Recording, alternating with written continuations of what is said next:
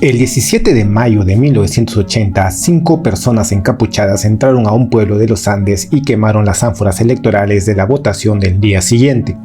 Nadie imaginó que ese acto sería el inicio de 20 años de violencia que dejarían cerca de 70.000 muertos. Hoy contamos la historia completa. Cómo empezó, qué querían, los atentados que marcaron a una generación y cómo terminó. Vamos a recorrer 2 décadas de la historia más oscura del Perú reciente. El origen de 2 organizaciones armadas con ideologías distintas, sus atentados más devastadores, el terror que sembraron en ciudades y comunidades enteras y el desenlace que cambió el rumbo del país, con datos y fuentes verificadas. Para entender lo que viene hay que situarse en el Perú de 1980. El país acababa de salir de un gobierno militar durante el mandato del presidente Fernando Belaúnde Terry, recién elegido en elecciones democráticas. Por primera vez, tanto los ciudadanos, incluyendo a los habitantes de lenguas originarias, podían votar libremente. En medio de esa fiesta democrática, una organización armada decidió declararle la guerra al Estado peruano. Lo que siguió fue el episodio más largo y sangriento de la historia republicana del país.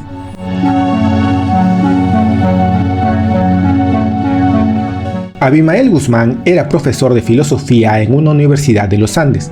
Nadie en esa universidad imaginaba que ese hombre tranquilo terminaría siendo responsable de la muerte de más de 30.000 personas. En 1962, Guzmán empezó a enseñar en la Universidad Nacional San Cristóbal de Huamanga, en Ayacucho, influenciado por el maoísmo chino, donde había recibido entrenamiento ideológico. Fue construyendo durante años una organización clandestina dentro del propio ambiente universitario, reclutando estudiantes y profesores convencidos de que la única forma de transformar al Perú era a través de la violencia armada y la instauración de una nueva democracia inspirada en la China de Mao. En 1970 formalizó el Partido Comunista del Perú, conocido como Sendero Luminoso en honor a una frase del pensador peruano José Carlos Mariátegui. Durante una década se mantuvo en silencio, construyendo bases de apoyo en comunidades rurales de los Andes mientras esperaba el momento de actuar. Ese momento llegó el 17 de mayo de 1980. Un grupo armado quemó las ánforas electorales del pueblo de Chuschi en Ayacucho, justo en la víspera de las primeras elecciones democráticas tras la dictadura militar. Sendero Luminoso llamó a ese acto el inicio de la lucha armada. Lo que comenzó con un grupo de medio centenar de militantes terminaría convirtiéndose hacia 1990 en una organización con miles de simpatizantes y presencia en buena parte del territorio peruano. El gobierno de Belaúnde en un inicio no entendió la magnitud del problema, tratándolo como un asunto policial menor. Recién en 1982, con los atentados ya constantes en Ayacucho, el Estado declaró el estado de emergencia y envió a las Fuerzas Armadas a la zona. Sendero Luminoso no esperó mucho para mostrar de qué era capaz. Apenas 3 años después de iniciar la lucha armada, cometió uno de los actos más brutales de toda la guerra, una masacre con hachas y machetes que conmocionó al país entero.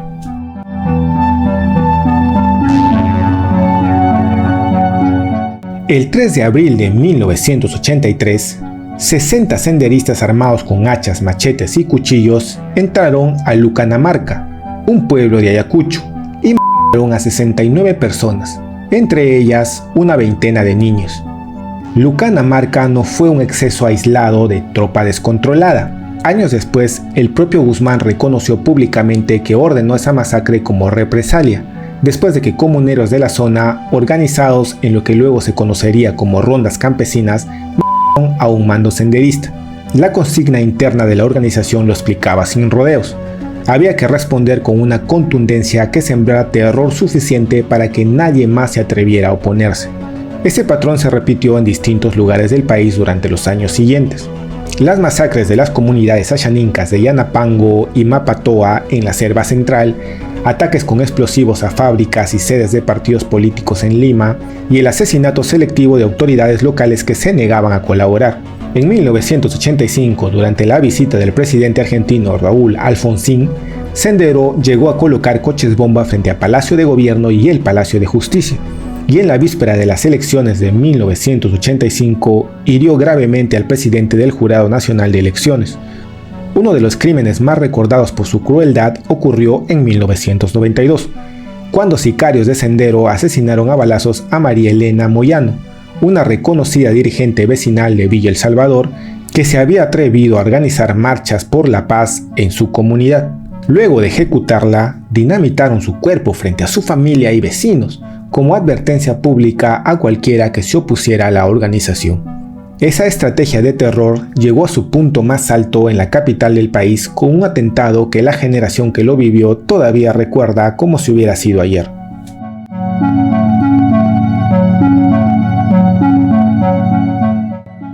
El 16 de julio de 1992, dos coches bomba explotaron en la calle Tarata, en pleno Miraflores, el corazón residencial de Lima. 25 personas murieron, más de 50 quedaron heridas. El objetivo original de Sendero Luminoso esa noche no era la calle Tarata, era una agencia de banco de crédito de la Avenida El Arco.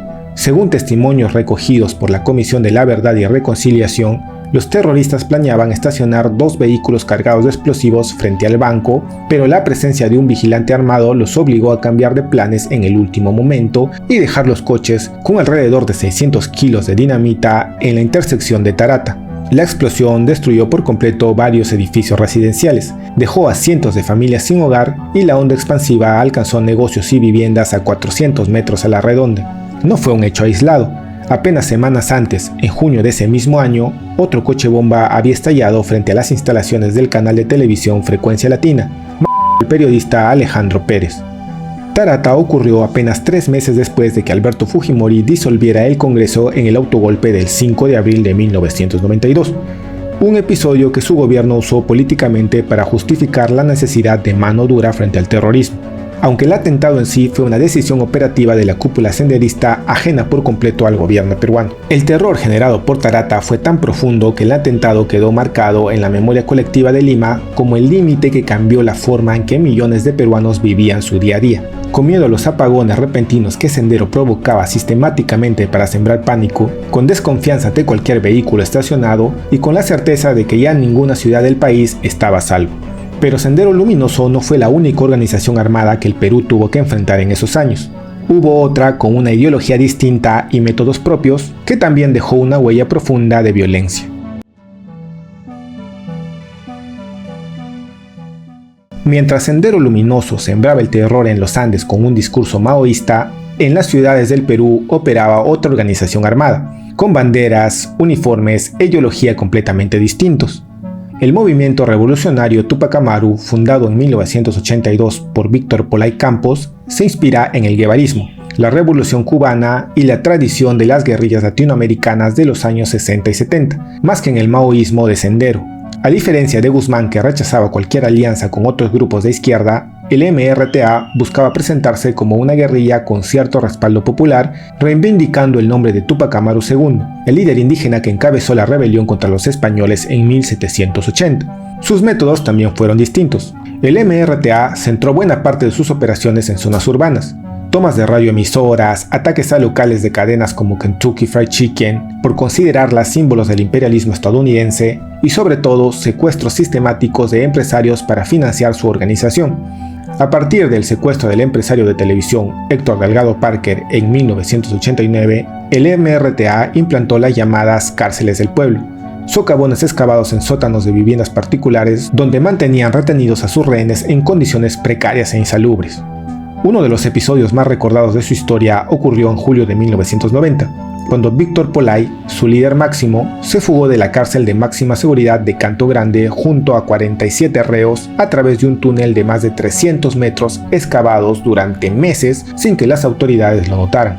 Según la Comisión de la Verdad y Reconciliación, el MRTA fue responsable del 1.5% de las muertes del conflicto armado, una cifra mucho menor que el de Sendero, pero su accionar incluyó asesinatos selectivos como el del general Enrique López Albújar en 1990, además de torturas, extorsiones y un intento documentado de tomar el Congreso peruano al estilo de la toma del Palacio de Justicia en Bogotá. El golpe más recordado del MRTA, sin embargo, llegaría varios años después de su decadencia operativa, en uno de los episodios de mayor tensión internacional que ha vivido el Perú.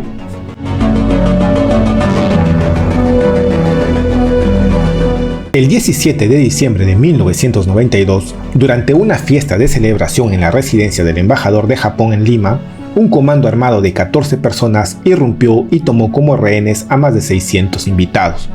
En 1996, el MRTA ya había sido golpeado severamente. Su líder Víctor Polay había sido recapturado en 1992 y la organización vivía un declive operativo evidente.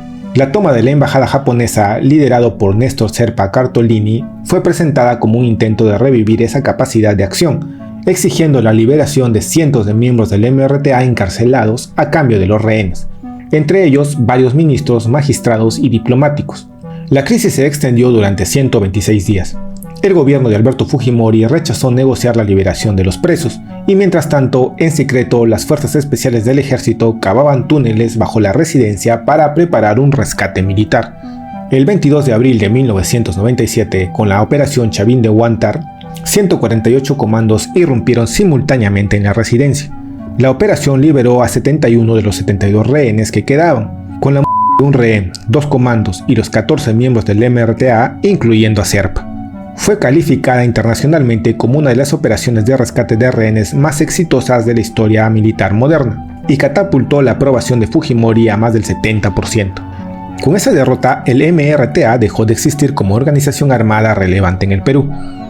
Pero antes de llegar a ese desenlace, hay que entender la magnitud completa de lo que estos 20 años de violencia le costaron al país, y son cifras que todavía generan debate.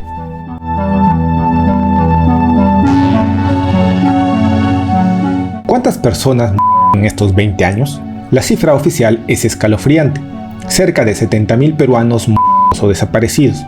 La Comisión de la Verdad y Reconciliación, creada en 2001, estimó en 69.280 las víctimas mortales entre 1980 y el año 2000, la cifra de violencia política más alta de la historia republicana del Perú. El 79% de las víctimas vivía en zonas rurales y más del 75% tenía como lengua materna el quechua u otro idioma originario, en un país donde esas comunidades eran minoría. La violencia golpeó de manera desproporcionada a los peruanos más alejados del poder y de las grandes ciudades. Sendero Luminoso fue responsable del 54% de las según la comisión. El MRTA, como ya vimos, del 1.5%. El resto, aproximadamente 43%, fue atribuido a agentes del Estado, principalmente las Fuerzas Armadas, en una estrategia contrasubversiva que en muchos casos no distinguió entre combatientes y población civil, sobre todo durante los gobiernos de Belaúnde y Alan García. Ya bajo el gobierno de Fujimori se ubican episodios específicos como las masacres de Barrios Altos y La Cantuta, ejecutados por el Grupo Colina, que ya documentamos en nuestros videos anteriores sobre el Fujimorismo. La cifra de 69.280 ha sido objeto de debate académico sobre su metodología exacta, pero ningún estudio serio discute la magnitud general. Fueron las 2 décadas más violentas de la historia peruana moderna. Con ese nivel de violencia generalizada, la captura del líder de Sendero Luminoso se convirtió en el objetivo más importante de la lucha antisubversiva, y cuando finalmente ocurrió, fue gracias a un trabajo de inteligencia que hoy se estudia como un caso de éxito policial. Durante 12 años, Abimael Guzmán fue el hombre más buscado del Perú, hasta que un grupo de policías, trabajando en silencio durante meses, dio con él. El Grupo Especial de Inteligencia, el GEIN, era una unidad policial pequeña que durante años había investigado pacientemente los movimientos de la cúpula de Sendero Luminoso, muchas veces sin el respaldo que la magnitud del problema requería.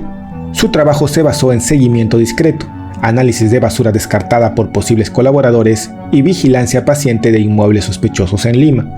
El 12 de septiembre de 1992, en la Operación Victoria, el GEIN capturó a Abimael Guzmán en una vivienda de Surquillo, Lima, donde se escondía junto a varios miembros de la cúpula senderista.